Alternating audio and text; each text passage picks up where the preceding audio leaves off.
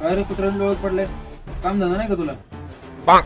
अयो काका तुम्ही कधी आले? ए, मम्मी काका आले, चायनी बनव मस्त काकाला. काय नाही काका, गेम खेळतोय. तेच तर बोललो की मी, कुत्र्यासारखा का डोळ्यात पडलाय. हा मग ते जाऊ दे, बाकी काय चाललंय तू? अहो काय नाही काका, सुट्टी म्हणून गेम खेळत बसलोय. बर, आता मागे तुझा निकाल लागला होता ना 12वीचा, किती पडले तुला?